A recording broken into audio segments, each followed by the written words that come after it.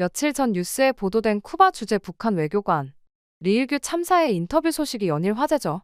이번 리일규 참사의 소식이 전해지면서 북한의 외무성에 근무하는 사람들의 열악한 처우와 여러 어려움 등이 알려졌고, 또 리일규 참사가 있던 쿠바뿐 아니라 중국 등 다양한 나라에서 탈북한 사람이 많다는 것도 알려졌는데요. 리일규 참사의 이야기가 알려지며 대외적으로 탈북을 알리지 않고 조용히 계시던 분들도 용기를 내어 제보를 주고 계십니다. 오늘은 주중 북한 대사관에서 서기관으로 있던 분의 사연인데요. 김정은에 대한 충격적인 정보를 알게 된 뒤 북한 체제의 환멸을 느끼고 이 정보를 세상에 알리고자 천신만고 끝에 2년 전 탈출을 성공했다고 합니다. 대체 김정은에 무엇을 확인했길래 외무성 직원이 탈북을 감행했는지 한번 만나보도록 하겠습니다. 안녕하세요. 제 이름은 박선영입니다. 북한 주중 대사관에서 서기관으로 근무를 했었습니다. 저는 평양외국어대학에서 중국어와 러시아어를 전공했는데 영어도 꽤 잘해서 대학에 다닐 때부터 국가를 빛낼 인재라는 소리를 많이 들었어요. 제가 당성은 그리 좋지 않지만 이 뛰어난 외국어 능력 덕분에 외무성에 발탁되어 중국 베이징으로 올 수 있었습니다. 처음 베이징에 왔을 때는 정말 기대에 부풀어 있었어요. 드디어 넓은 세상을 볼 수 있다는 생각에 가슴이 뛰었죠. 하지만 현실은 제 기대와는 많이 달랐습니다. 대사관 생활은 생각보다 훨씬 고단했어요. 월급은 턱없이 적었고 기본적인 생활용품조차 부족한 경우가 많았죠. 게다가 국제회의나 행사에 참석할 때마다 느껴지는 다른 나라 외교관들의 차가운 시선은 정말 견디기 힘들었습니다. 특히 중국 사람들의 시선이 너무 힘들었습니다. 중국 사람들이 북한 사람인 걸 알면 못 사는 나라에서 온 거지라고 깔고 들어가는 그 시선이 너무 힘들었거든요. 맞습니다. 거지 맞죠? 그런데 중국 놈들이 저렇게 보니까 너무 자존심도 상하고 슬프더라고요. 그래도 제가 열심히 일을 하면 나라에도 도움이 되고 또 우리가 남조선처럼 발전할 수 있을 거라는 생각이 있었어요. 세뇌당해서 남조선은 거지같이 산다고 아는 거 아니냐고 하실 텐데요. 전혀 아닙니다. 외무성에서 일하는 직원들은 다 알아요. 보위부 감시가 따라붙긴 하지만 해외에 나오는 순간 남조선 사람들을 안 마주칠 수가 없잖아요. 그리고 남조선 외교부 직원들도 만나게 되고요. 때깔부터 차이가 나는데 저희가 뭐 다 장님도 아니고 머저리도 아니고 다 알죠. 하지만 이런 티를 밖으로 낼 수는 없었습니다. 박 서기관, 오늘도 열심히 일하는군요. 최 대사님의 말에 저는 억지로 미소를 지었어요. 네, 당연히 그래야죠. 우리의 존엄과 위상을 지키기 위해서라면 뭐든 할 준비가 되어 있습니다. 하지만 속으로는 한숨을 쉬고 있었죠. 언제까지 이렇게 살아야 하는 걸까? 하는 생각으로 늘 가슴이 갑갑했어요. 그런데 저만 그랬던 건 아닌 것 같아요. 대사관 직원들 사이에서는 은밀한 불만의 목소리가 들려왔거든요. 누군가 몰래 외국 영화를 보다 걸렸다는 소문, 또 누군가는 한국 드라마에 빠져있다는 이야기들, 그리고 북한 군대에서 들고 일어났다는 이야기에는 두근거리며 결과를 기다리기도 했고요.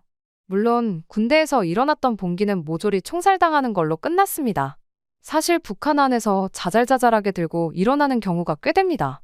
그런데 이게 세뇌를 너무 오래 당했고 주민들끼리 감시하는 시스템이다 보니까 성공하기가 쉽지 않아요. 예전엔 공장 노동자 전체를 다 날려버린 적도 있는데 다른 국제사회에서 알 수도 없는 일이고 죽은 사람은 말이 없으니까요. 그래도 저희 모두가 조심스럽게 하지만 간절하게 다른 세상을 꿈꾸고 있었다고 생각합니다. 저 역시 마음속으로는 항상 탈출을 꿈꾸고 있었습니다. 하지만 구체적으로 실행할 생각을 한 번도 해본 적이 없습니다.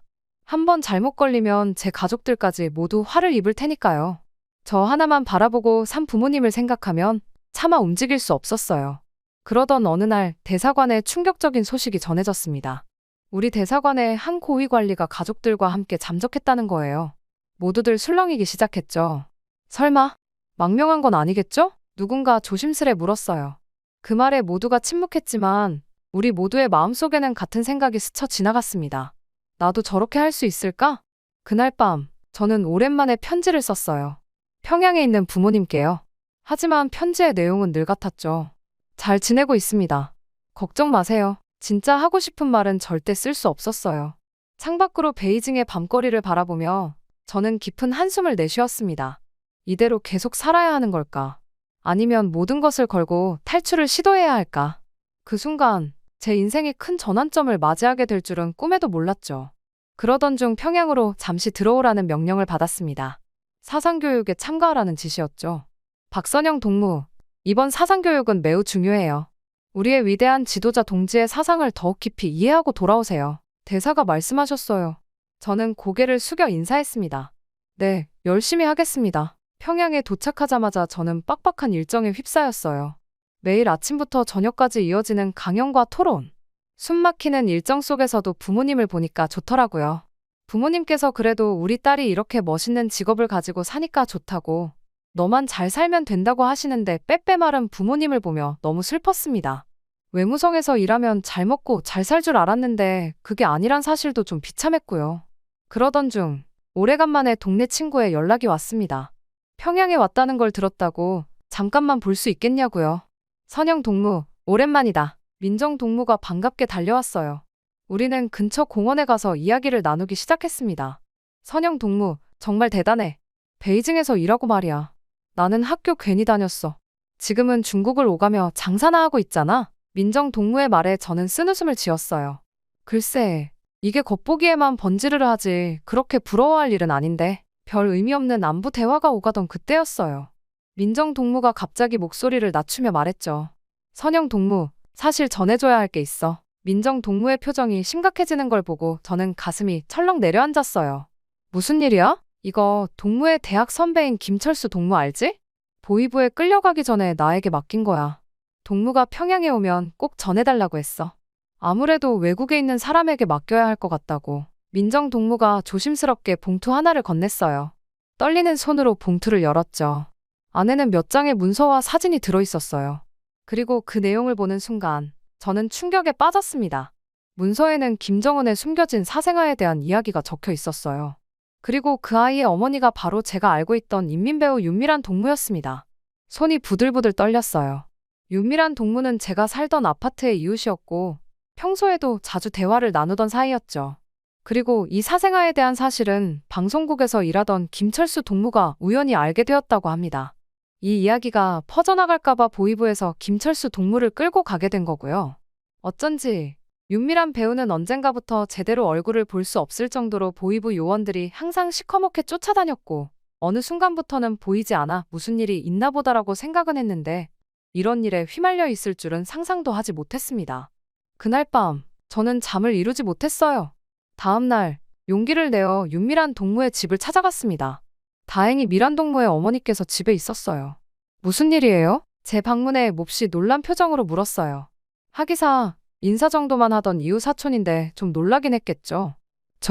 잠시 이야기 좀 나눌 수 있을까요? 매우 중요한 일이에요. 제 목소리가 떨리고 있었어요. 집 안으로 들어서자 어머니 표정이 굳어졌어요. 무슨 일인지 말해보세요. 저는 깊은 숨을 들이쉬고 말했습니다. 연서에 대해 알고 있어요. 그 말에 윤미란 동무의 얼굴이 창백해졌어요.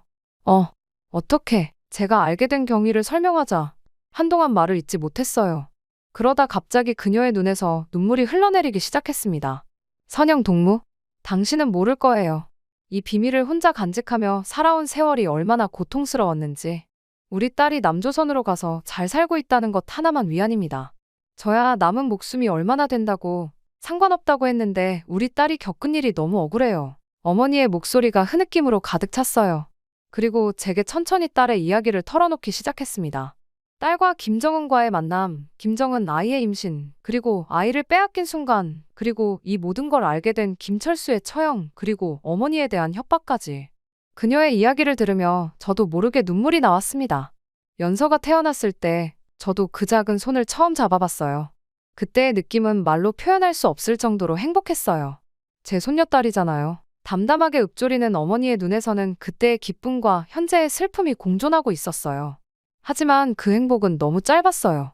김정은 장군님이 아이를 데려갔고 우리는 더 이상 연서를 볼 수 없다고 했죠. 그녀의 목소리가 떨렸습니다. 잠시 말을 멈추고 깊은 한숨을 내쉬었어요. 그리고 다시 이야기를 이어갔습니다. 매일 밤 연서의 얼굴을 떠올리며 자고 일어나요. 그 아이가 어떻게 자라고 있을지, 행복한지 궁금한 게 너무 많았지만 아무것도 할 수 없었어요. 그녀의 말에 제 가슴이 찢어지는 것 같았어요. 제가 윤미란인 것처럼 딸의 마음으로 어머니의 손을 잡아주었지만 그것만으로는 그녀의 아픔을 달래기에 부족했죠. 어느 날 우연히 방송에 등장한 연서를 보게 되었어요. 그 아이는 11살이 되어 있었죠. 어머니의 눈에 다시 눈물이 고였어요. 연서는 정말 행복해 보였어요. 친구들과 웃으며 이야기하는 모습이 너무나 사랑스러웠죠. 하지만 동시에 제 가슴은 찢어질 것 같았어요. 그래도 어머니께서는 연서만 행복하면 된다고 생각하셨다고 합니다. 적어도 잘 먹고 잘 입을 것이고 대우도 받을 거라고 생각하셨다네요. 방송에서 마치 김정은의 딸인 것처럼 나올 때에는 설레기도 하셨다고요. 하지만 주애가 등장하며 쓸모가 없어진 연서는 리설주에 의해 끔찍한 최후를 맞이했다고 했죠. 그래서 충격을 받은 윤미란 배우는 탈북을 했다고 해요. 어머니는 연세가 있어서 김정은의 지시로 특별히 살려두었고 대신 엄청난 감시 속에서 하루하루 살아가고 계신 상황이었습니다. 아이를 이용한 걸로도 모자라 필요성이 떨어지니까 아이를 죽이기까지 하다니. 그 아이가 무슨 죄일까요? 한국 드라마를 봤다고 죽이고 불평을 했다고 죽이는 것까지는 참아도 자기 아이마저 이렇게 필요성이 떨어지면 지도자가 이끄는 나라, 사람을 무자비하게 죽이는 나라를 위해 제가 과연 일을 계속하는 게 맞을까요? 중국인들의 멸시, 생활의 고달픔을 이기며 나라를 위해 봉사한다고 생각한 제 모습이 너무나 웃기게 보일 뿐이었습니다. 한시도 북한에 있기 싫고 죽는 한이 있더라도 남조선에 가서 김정은이 얼마나 끔찍한 인간인지 이 진실을 알리고 싶었습니다. 제가 도와드리고 싶어요. 이 진실을 세상에 알리는데 제가 할 수 있는 일이 있다면 뭐든 하겠어요. 제 목소리에는 결연함이 가득했어요. 탈북을 결심하고 제일 먼저 걸린 건 바로 부모님이었습니다. 저 하나만 바라보고 살아오신 부모님인데 문제는 제가 외국에 나갈 때 부모님 두 분이 동시에 나올 수는 없었어요. 가족 중 한 명을 인질로 잡아놔야 하니까요. 보이부 요원과 브로커에게 돈을 주려면 돈이 많이 필요했습니다. 그날 이후 저는 탈북 준비와 함께 조심스럽게 이 사건의 진실을 파헤치기 시작했어요. 대사관에서 일하면서 얻은 인맥을 활용해 정보를 모았고 김철수 동무의 친구들과도 긴밀하게 연락을 취했죠. 또 무엇보다 자금 마련에 총력을 기울였습니다. 중국 물건을 북한으로 넘겨 돈도 벌고 중간중간 달러도 빼돌렸어요. 하지만 이 과정은 결코 쉽지 않았습니다. 매 순간 누군가가 저를 감시하고 있다는 느낌에 시달렸죠. 그리고 이 공포는 곧 현실이 되었습니다. 박선영 동무, 요즘 들어 이상한 일에 관심이 많아 보이는데요. 대사관의 보위부원이 저를 의심스러운 눈초리로 바라보며 물었어요. 저는 가슴이 쿵쾅거렸지만 최대한 태연한 척 대답했습니다. 아니에요. 그저 우리의 위대한 영도자 장군님에 대해 더 깊이 알고 싶을 뿐이에요. 그 순간 저는 제가 얼마나 위험한 게임을 하고 있는지 실감했어요. 하지만 이미 돌이킬 수 없는 강을 건넜다는 것도 알고 있었죠. 그러던 어느 날 대사가 저를 불렀습니다. 박선영 동무, 평양에서 연락이 왔소. 동무를 즉시 소환하라고 하더군. 순간 등골이 오싹해졌어요. 무슨 일인지 아시나요? 대사는 고개를 저었습니다. 자세한 건 모르지만 보위부에서 직접 나섰다고 하더군. 동무, 무슨 일을 저질렀소? 저는 최대한 평온한 척 대답했어요. 아무것도 없습니다. 아마 오해가 있었겠죠. 하지만 대사의 표정은 심각했어요. 동무, 이번엔 심각해 보이요. 조심하시오. 그날 밤 제 방을 몰래 수색하는 소리가 들렸어요. 다행히 중요한 자료들은 이미 안전한 곳에 숨겨두었지만 이제 시간이 얼마 남지 않았다는 걸 깨달았죠. 다음 날 아침 대사관 직원들이 제 짐을 싸기 시작했어요. 내일 아침 첫 비행기로 평양으로 돌아가게 될 거요. 한 직원이 말했습니다. 순간 온몸에 식은땀이 흘렀어요. 평양으로 돌아간다는 건 제가 알고 있는 모든 것이 밝혀질 수 있다는 뜻이었죠. 그리고 그 결과가 어떨지 생각만 해도 끔찍했어요. 아직 준비가 덜 됐는데 시간이 얼마 없었습니다. 이대로 평양에 돌아가면 제가 알고 있는 모든 진실은 묻히고 저 역시 김철수 동무처럼 사라질지도 모른다고. 그날 밤 북한에 계신 부모님께 연락을 드리고 브로커에게 착수금을 건넸습니다. 그리고 준비했던 달러를 보위부 요원에게 두둑히 찔러줬죠. 보위부 요원도 결국 사람인지라 달러 앞에서는 장사가 없거든요. 아깝긴 했지만 목숨값이다 생각하고 그동안 모아온 돈을 탈탈 털어 꺼냈습니다. 그날 밤 저는 조용히 방을 빠져나왔어요. 미리 준비해둔 가방을 들고 대사관의 뒷문으로 향했죠. 하지만 그때였어요. 어디 가시나 박선영 동무? 뒤에서 들리는 목소리에 온몸이 굳어버렸어요. 천천히 돌아보니 보위부원 한 명이 서 있었죠. 잠깐 산책하러요. 제 목소리가 떨렸어요. 이 시간에? 가방까지 들고서? 그의 눈빛이 날카로워졌어요. 순간 저는 결심했어요. 이제 돌이킬 수 없다는 걸 알았죠. 미안해요. 말과 동시에 제 손에 들고 있던 가방을 그의 얼굴로 던졌어요. 그가 비틀거리는 사이 저는 전력을 다해 달렸습니다. 잡아라. 도망자다. 뒤에서 고함 소리가 들렸지만 저는 멈추지 않았어요. 베이징의 밤거리를 정신없이 달렸어요. 어디로 가야 할지, 누구에게 도움을 청해야 할지 아무 생각도 나지 않았죠. 그저 본능적으로 달렸어요. 몇 시간을 그렇게 도망쳤을까요? 어느새 저는 도시 외곽에 와 있었어요. 숨을 헐떡이며 주변을 둘러보니 처음 보는 풍경이었죠. 이제 어떡하지? 절망감이 밀려왔어요.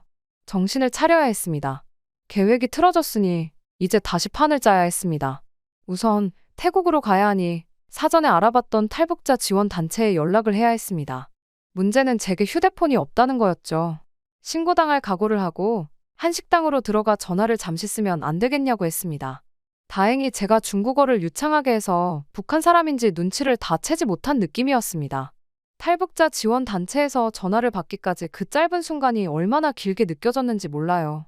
다행히도 전화를 받아 제가 안전하게 그들을 기다릴 수 있도록 도와줬습니다. 그리고 그들을 만났을 때 저는 이제 살았구나 싶었어요. 너무나 친절한 얼굴로 저를 안심시키고 여러 사람의 도움을 받아 안전한 곳으로 이동했어요. 그들은 제가 가지고 있는 정보의 중요성을 알고 있었고 저를 보호하기 위해 최선을 다해 주었죠. 물론 라오스를 거쳐 태국으로 가는 길은 험난했습니다. 그리고 부모님이 무사히 탈북을 했는지도 너무나 신경이 쓰였어요. 하지만 일단 살아야 했습니다. 제가 살아야 남조선에서 부모님을 만날 테니까요. 한 달가량 은신처에 있다가 어느 날 밤에 라오스 국경을 향해 출발했어요. 산길을 따라 걷는 동안 숨소리조차 크게 내지 못했죠. 국경 근처에서 우리를 기다리고 있던 현지 가이드를 만났어요. 조용히 따라오세요. 그의 말에 우리는 고개를 끄덕였어요. 국경을 넘는 순간 심장이 멎는 줄 알았어요.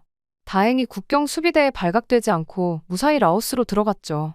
라오스에서의 여정도 순탄치 않았어요. 정글 속을 헤매며 며칠을 걸었죠. 모기에 물리고 음식도 부족했어요. 하지만 자유를 향한 열망, 살아서 부모님을 만나겠다는 희망, 더 이상 그런 나라를 위해 일할 수 없다는 제 결심이 저를 움직이게 했습니다. 마침내 태국에 도착했습니다. 곧바로 경찰서로 향했고 난민 신청을 했죠. 몇 주간의 조사와 인터뷰 끝에 우리는 방콕의 난민 수용소로 이송되었어요. 그리고 거기서 부모님을 만날 수 있었습니다. 그리고 저처럼 북한 체제의 환멸을 느끼고 탈북한 수많은 사람들을 만날 수 있었어요. 자유롭게 김정은을 욕하며 저는 자유의 땅에 한 발짝 다가섰다는 생각에 버틸 수 있었어요. 또 그곳에서 만난 다른 탈북자들의 이야기를 들으며 제가 몰랐던 북한에 대해서도 더 알게 되었습니다. 알면 알수록 떠나오길 잘했다는 생각뿐이었던 시절이었고 그래서 열악한 시설에도 큰 불만 없이 지낼 수 있었습니다. 그리고 수용소 생활 3개월 후 드디어 부모님과 함께 한국행 비행기에 오르게 되었어요. 인천공항에 도착했을 때 눈물이 왈칵 쏟아졌죠. 박선영 씨, 이제 정말 자유예요. 국정원 직원분이 말씀해 주셨습니다. 저는 고개를 끄덕였어요. 네, 하지만 이게 끝이 아니에요. 이제 시작이죠. 국정원에서 조사가 시작되고 하나부터 10까지 모두 아는 것을 다 털어놓았습니다. 외무성에서의 일과 연서의 이야기까지. 말씀드릴 것들이 많아 조사도 굉장히 오래 걸렸는데요. 놀랍게도 제가 털어놓은 연서의 이야기는 국정원에서 이미 파악을 하고 있었습니다. 어떤 문제가 있는지 알고 있었고 윤미란 배우의 탈북도 예상하고 있었다고요. 그리고 저 역시도 곧 탈북을 할 것이라고 판단하고 있었다네요. 이렇게 정보력이 좋은데 대체 북한은 무슨 전쟁을 하네 만회하고 있는 건지 어이가 없었습니다. 방 안에서 북한을 손바닥 들여다보듯 보고 있는 사람들인데요. 한때나마 김정은을 위해 일했다는 사실이 너무 부끄러웠습니다. 지금은 하나원까지 거쳐 대한민국 생활에 적응 중인데요. 제가 김정은을 위해 일했던 죄값을 씻고 또 연서의 억울함을 알리기 위해 적응을 마치는 대로 김정은이 얼마나 극악무도한 사람인지 리설주의 사람 좋아 보이는 웃음 뒤에 어떤 악랄함이 감춰져 있는지 전부 터뜨릴 생각입니다. 이게 억울하게 떠나간 연서를 비롯한 수많은 생명을 위해 제가 할 수 있는 일이라고 생각하니까요. 제 행보가 다소 거칠 수는 있겠지만 결코 흐트러짐 없이 가보겠습니다. 대한민국 국민분들의 많은 응원 부탁드립니다. 왜 우리는 다른 나라 이야기는 들을 수 없는 걸까? 여기 북한의 모순적인 모습에 의구심을 품고 있는 두 소녀가 있습니다. 그리고는 이내 북한에서는 절대 해서는 안 되는 라디오를 틀어 내용을 듣는 순간 경악을 했다고 합니다. 도대체 무슨 일이 있었던 걸까요? 안녕하세요. 제 이름은 리수진이라고 합니다. 저는 평양에서 태어나 자랐어요. 우리 집은 다른 동무들보다 조금 특별했죠. 할아버지가 북한군 장교 출신이시기 때문이에요. 우리 가족은 혁명열사 가족으로 분류되었죠. 북한에서는 혁명열사 가족이라고 하면 최고 대우를 받는 사람들이라고 생각하시면 됩니다. 하지만 할아버지께서는 팔을 평생 쓸 수 없는 장애를 얻게 되셨고 작은 할아버지를 전쟁 중에 잃어버리셨다고 했어요. 그런 할아버지의 슬픔과 맞바꾼 저의 어릴 적 기억은 대부분 행복했어요. 매일 아침 김일성 초상화에 인사하는 것으로 하루를 시작했죠. 학교에서는 위대한 수령님과 장군님에 대해 배웠고 친구들과 함께 노래를 부르며 즐겁게 지냈어요. 조선의 힘이란 노래를 불러야 했어요. 학교에 도착하자마자 운동장에 줄을 서서 이 노래를 부르는 게 일과의 시작입니다. 노래 가사는 우리나라가 얼마나 강하고 위대한지, 어떻게 미국을 이겼는지를 자랑하는 내용이었어요.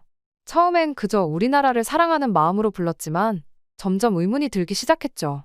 왜 매일 같은 노래를 불러야 하는 걸까? 정말 우리나라가 이렇게 강한 걸까? 하지만 이런 생각은 아무에게도 말할 수 없었어요. 어떤 날은 노래를 부르기 싫었지만 안 부르면 선생님께 혼났어요. 한 번은 제가 노래를 작은 소리로 불렀다고 벌을 받은 적도 있으니까요. 그때부터 억지로라도 크게 불러야 한다는 걸 깨달았죠. 지금 생각해보면 그 노래는 우리의 사상을 통제하는 도구였던 것 같습니다. 매일 반복해서 부르다 보면 자연스럽게 그 내용을 믿게 되니까요. 하지만 그때 저는 그저 불편한 마음으로 의무적으로 노래를 불렀을 뿐이죠. 그럼에도 저는 항상 궁금한 게 많았어요. 왜 다른 나라 이야기는 듣지 못하는 걸까? 이런 질문들이 제 머릿속을 맴돌았죠. 우리 집 근처에는 큰 공원이 있었는데 친구들과 자주 놀러 갔어요. 그곳엔 북한군인 동상이 있었는데 어느 날 그 동상 뒤에서 작은 라디오를 발견했어요. 호기심에 켜보니 낯선 목소리가 들리더라고요. 처음엔 무서워서 꺼버렸지만 점점 그 방송이 궁금해졌어요. 그날 밤 저는 라디오를 들으러 갔어요.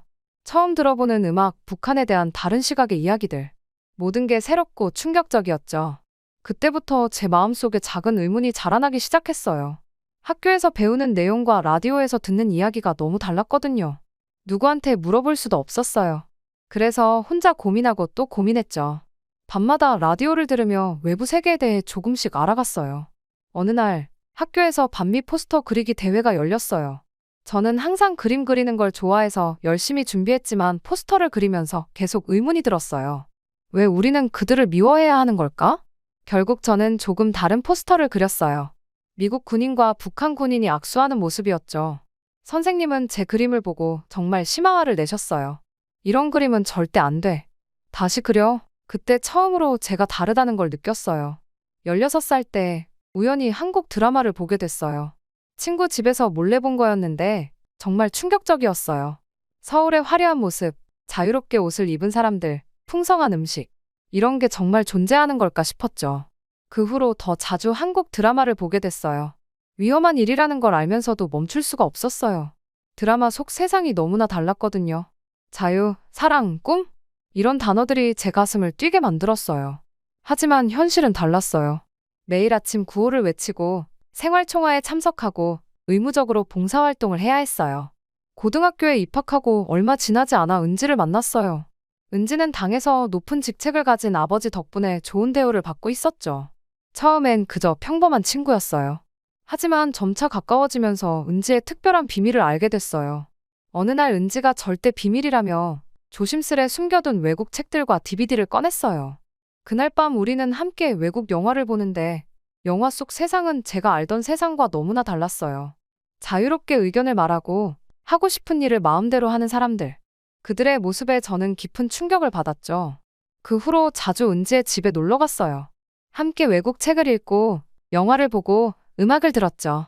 때로는 밤새도록 이야기를 나누기도 했어요. 우리가 배워온 것들이 모두 거짓일 수 있다는 생각에 두렵기도 했지만 동시에 새로운 세상을 알아가는 것이 너무나 흥미진진했어요. 은지의 아버지는 가끔 외국에 나가는 일이 있었어요.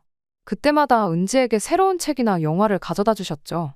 은지의 아버지는 우리가 이런 것들을 보는 걸 알면서도 모른 척 해주셨어요. 지금 와서 생각해보면 그분도 변화의 필요성을 느끼고 계셨던 것 같아요. 하지만 우리의 행복한 시간은 오래가지 못했어요. 어느 날 밤 갑자기 은지에게서 전화가 왔어요. 떨리는 목소리로 검열이 온 것 같다며 울고 있었어요. 저는 곧바로 은지의 집으로 달려갔는데 멀리서부터 요란한 소리가 들리기 시작했어요. 은지의 집 앞에는 이미 여러 대의 차가 서 있었고 은지와 그녀의 가족들이 차에 실려가는 모습이 보였어요. 그날 밤 이후로 은지를 다시 볼 수 없었고 학교에서도 은지에 대해 아무도 말하지 않았죠. 마치 그녀가 존재하지 않았던 것처럼요. 너무나 무서웠어요. 은지와 함께 보냈던 시간들, 우리가 나눴던 이야기들, 모든 게 위험한 비밀이 되어버렸죠. 은지의 실종 이후 저는 학교에 가는 것도 다른 친구들과 어울리는 것도 무서웠죠. 혹시 내가 다음이 되진 않을까 하는 공포가 늘 따라다녔어요. 밤에는 악몽에 시달렸고, 낮에는 누군가 나를 감시하고 있는 것 같은 느낌에 시달렸죠. 이 사건은 제 인생의 전환점이 됐어요. 더 이상 이곳에 머물 수 없다는 걸 깨달았죠. 은지처럼 되고 싶지 않았어요. 자유를 찾아 떠나야겠다고 결심했죠. 하지만 어떻게 해야 할지 몰랐어요. 탈북은 너무나 위험한 일이었고, 실패하면 은지보다 더 끔찍한 일이 벌어질 수 있었으니까요. 몇 주 동안 잠도 제대로 자지 못하고 고민했어요. 부모님께 말씀드릴 수도 없었죠. 그분들은 분명 말리실 테니까요. 혼자 모든 걸 계획해야 했어요. 인터넷도 없고 외부 정보도 거의 없는 상황에서 탈북을 준비한다는 게 얼마나 어려운 일인지 아시나요?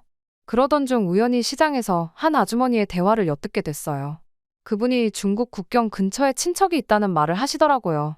용기를 내어 그 아주머니께 말을 걸었는데 처음엔 경계하셨지만 제 사정을 말씀드리고 진심이 통했는지 그분을 통해 브로커를 소개받을 수 있었어요.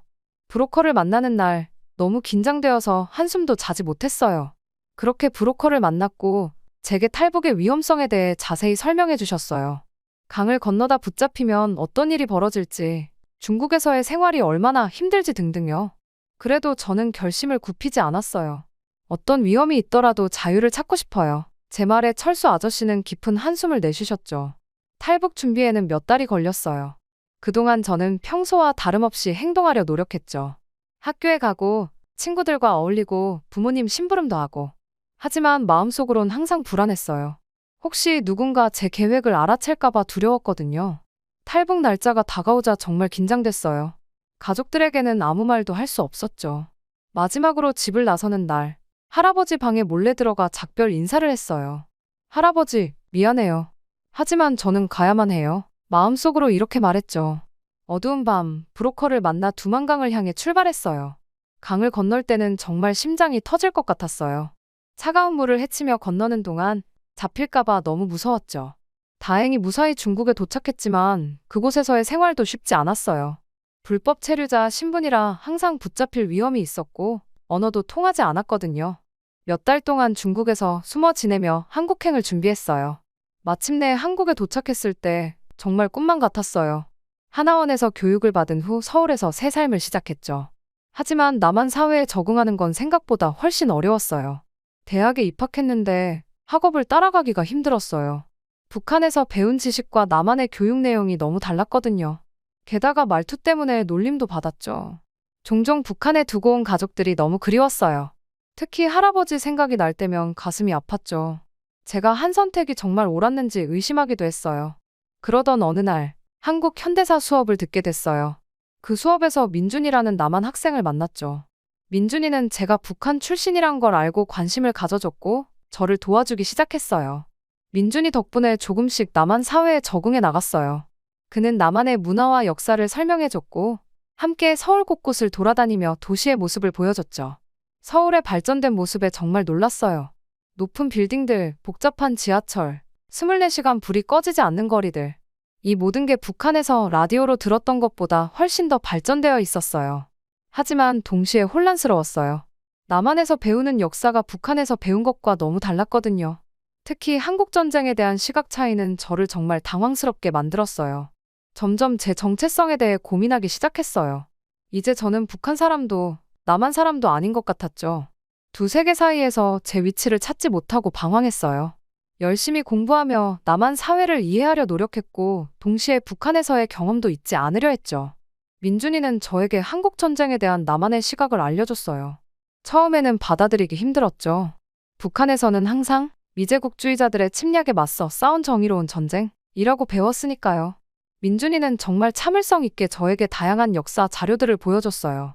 남한의 교과서뿐만 아니라 외국의 역사책, 당시의 신문기사, 심지어 북한의 공식 문서까지 함께 비교해가며 설명해줬죠. 전쟁이 단순히 어느 한쪽의 잘못이 아니라 국제적인 냉전 구도 속에서 발생한 비극이었다는 걸 깨달았죠. 특히 전쟁 중 민간인들이 겪은 고통에 대해 알게 되면서 정말 큰 충격을 받았어요. 이 과정에서 할아버지의 이야기를 새로운 시각으로 바라보게 됐어요. 할아버지가 전쟁 중에 겪었을 공포와 고통, 그리고 동생을 잃은 슬픔을 이제야 진정으로 이해할 수 있게 된 것 같았죠. 민준이와 함께 전쟁 기념관을 방문했을 때는 정말 복잡한 감정이 들었어요. 처음으로 남한군과 유엔군의 희생에 대해 자세히 알게 됐고, 특히 다른 나라에서 온 젊은이들이 한국을 위해 목숨을 바쳤다는 사실에 깊은 감동을 받았어요. 점점 더 역사 공부에 몰두하게 됐어요. 한국전쟁 이후의 남북한 발전 과정도 비교 연구하기 시작했죠. 북한의 주체사상과 남한의 민주화 과정, 경제 발전 등을 공부하면서 두 나라의 차이점과 공통점을 더 깊이 이해하게 됐어요. 이런 노력 덕분에 대학에서도 인정받기 시작했어요. 북한학과 한국 현대사를 전공으로 선택했고 교수님들로부터 높은 평가를 받았죠. 제 독특한 경험과 시각이 학문적으로도 가치가 있다는 걸 알게 됐어요. 하지만 이 과정이 항상 쉽지만은 않았어요. 때로는 북한에서의 기억과 새롭게 배운 역사적 사실 사이에서 갈등을 겪기도 했죠. 특히 김일성, 김정일에 대한 평가를 접할 때면 정말 복잡한 감정에 휩싸였어요. 민준이는 이런 제 모습을 보며 감동받았다고 해요. 내가 있어 우리도 북한을 더 잘 이해할 수 있게 되었어 라고 말해줬는데 이 말이 저에게 정말 큰 위로가 됐어요. 어느 날 민준이가 국방부 유해발굴감식단에 대해 이야기해줬어요. 한국전쟁 당시 전사하거나 실종된 군인들의 유해를 찾아 유가족들에게 돌려주는 일을 하는 곳이라고 하더라고요. 그 말을 듣자마자 작은할아버지가 생각났어요. 민준이에게 할아버지와 작은할아버지의 이야기를 털어놓았죠. 민준이는 제 이야기를 듣고 깊이 공감해 주었고 함께 유해발굴감식단을 방문해보자고 제안했어요. 유해발굴감식단을 방문한 날 그곳의 업무와 기술에 정말 깊은 감명을 받았어요.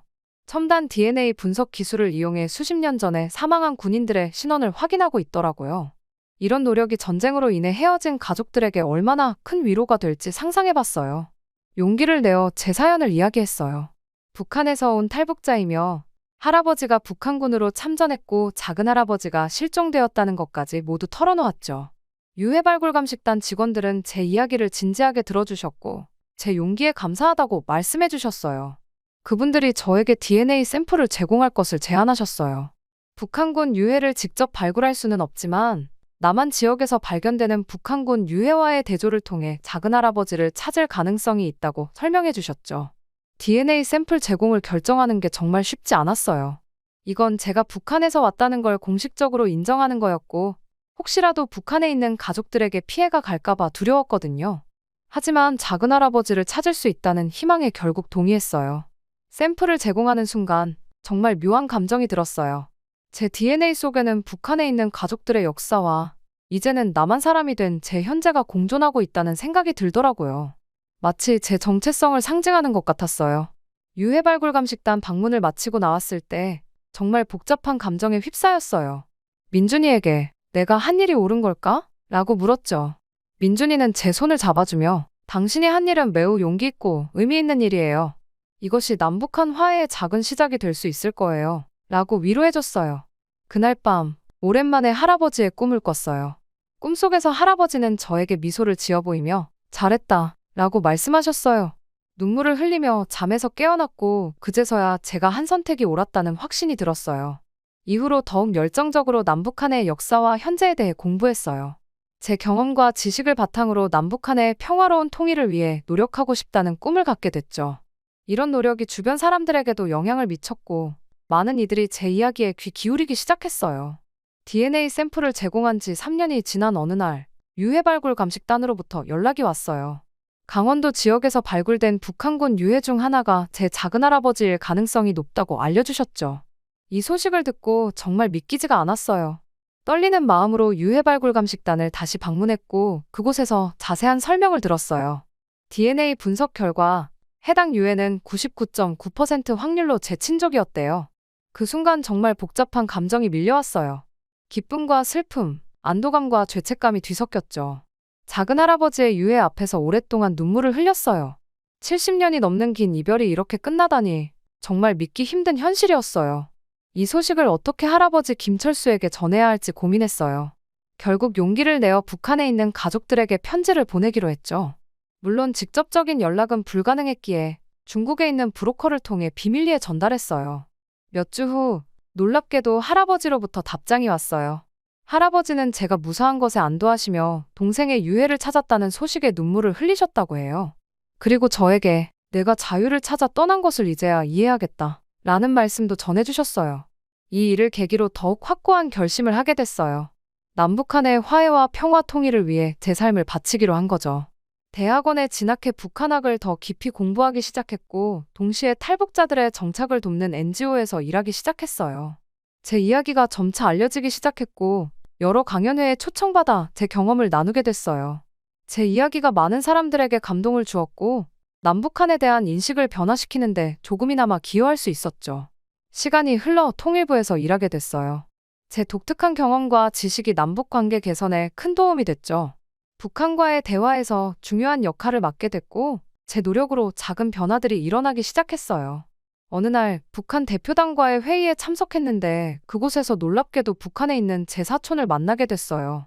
처음에는 서로를 경계했지만 대화를 나누면서 서로의 입장을 이해하기 시작했죠.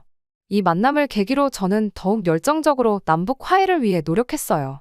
이제 저는 단순히 탈북자가 아닌 남과 북을 잇는 가교 역할을 하고 있다고 느꼈죠.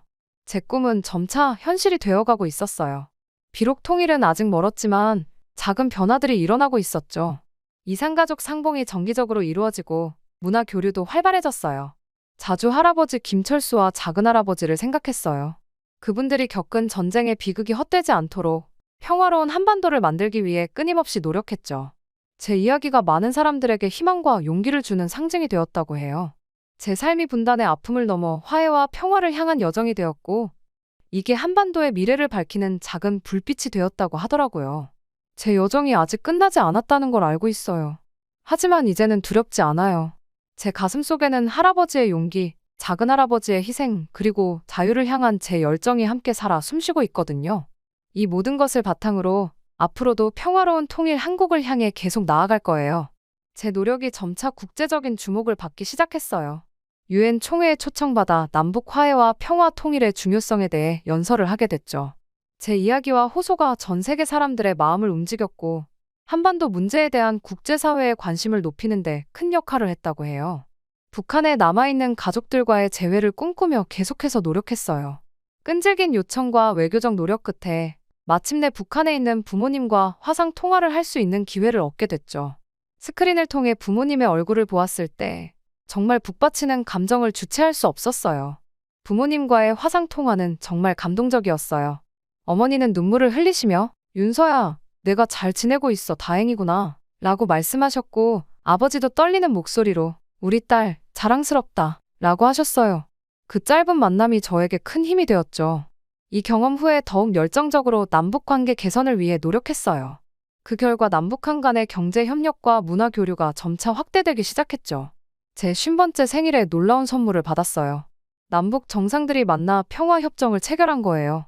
이건 저 같은 많은 사람들의 끊임없는 노력의 결실이었죠. 협정 체결 현장에서 감격의 눈물을 흘렸어요. 그로부터 몇 년 후 드디어 북한을 방문할 수 있게 되었어요. 평양에 도착했을 때 변화된 고향의 모습에 놀랐어요. 여전히 많은 문제가 있었지만 분명 발전의 조짐이 보였죠. 오랜만에 만난 가족들과 포옹을 나누었어요. 그리고 할아버지 김철수의 묘소를 찾아가 그동안의 이야기를 들려드렸죠. 할아버지, 제가 꿈꾸던 평화로운 한반도가 조금씩 현실이 되어가고 있어요. 할아버지와 작은할아버지의 희생이 헛되지 않았다는 걸 이제야 말씀드릴 수 있게 되어 기쁩니다. 라고 말씀드렸어요. 제 여정은 여기서 끝나지 않았어요. 앞으로도 계속해서 남북한의 완전한 통일과 화해를 위해 노력할 거예요. 제 이야기가 많은 사람들에게 희망과 용기를 주었다고 하더라고요. 앞으로도 그럴 수 있기를 바라요.